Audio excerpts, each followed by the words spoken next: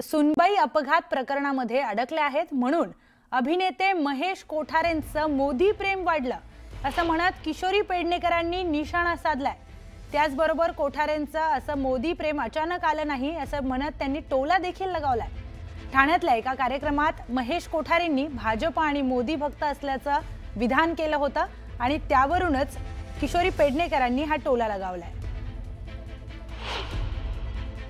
ते कलाकार आहेत, बरोबर आहेत। सुनबाई अडकले एका ॲक्सिडेंटमध्ये, कसं वाचवायचं अशी मुक्ता फळं सुमन उधळल्याशिवाय। तर मतदार यादीच्या मुद्द्यावरून विरोधकांनी निवडणूक आयोगाला धारेवर धरलाय।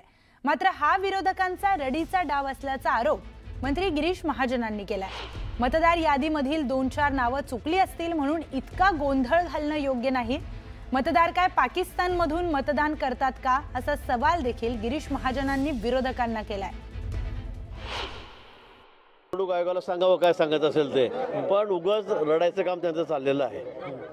2-4-5 नावं कमी जास्त झाले असतील, चुकले असतील, वय चुकले असतील, त्याच्यामुळे काय सगळेच लोक काही पाकिस्तानातून इथे मतदान करत आहेत का? त्याकडून बाहेरचे लोक इथे येत आहेत। काहीतरी बालिश प्रकार चाललेला आहे। कोणी आपलं स्वतःचं निवडून येत नाही, लोक तुम्हाला थारा देत नाही। तुम्हाला पुढचं चित्र दिसतंय की आता आपण इथे भुईसपाट होणार आहोत म्हणून मग उभाटा असेल, काँग्रेस असेल, शरद पवार साहेबांची राष्ट्रवादी असेल, का अजून कोणी असेल, मला वाटतं यांचा केविलवाणा प्रयत्न हा चाललेला आहे। तर एक खळबळजनक बातमी, वसईच्या ऐतिहासिक किल्ल्यामध्ये छत्रपती शिवाजी महाराज यांची वेशभूषा करून आलेल्या एका तरुणाला किल्ल्यातील परप्रांतीय सुरक्षा रक्षकांना अडवलं। मराठीत नाही तर हिंदीत बोला अशी दादागिरीही या सुरक्षा रक्षकाने केल्याचा आरोप हा करण्यात येतोय। मराठी संस्कृतीचा आणि अस्मितेचा अपमान झाल्यानं स्थानिकांमध्ये देखील संतापाची लाट उसळली आहे। या प्रकरणी मराठी एकीकरण समितीचे अध्यक्ष गोवर्धन देशमुख यांनीही तीव्र शब्दामध्ये निषेध व्यक्त केलाय।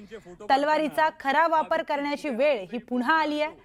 महाराष्ट्रातच मराठी माणूस परका वाटायला लागलाय। मतांच्या राजकारणामुळे आणि लाचार धोरणांमुळे परप्रांतीय माजोरडे झालेत असा घणाघात त्यांनी केलाय। दरम्यान या घटनेनंतर मराठी संघटना आणि नागरिकांनी वसई किल्ल्यावर आंदोलनाचा इशारा दिलाय। प्रशासनाकडून मात्र या प्रकरणावर अद्यापही अधिकृत प्रतिक्रिया दिलेली नाही।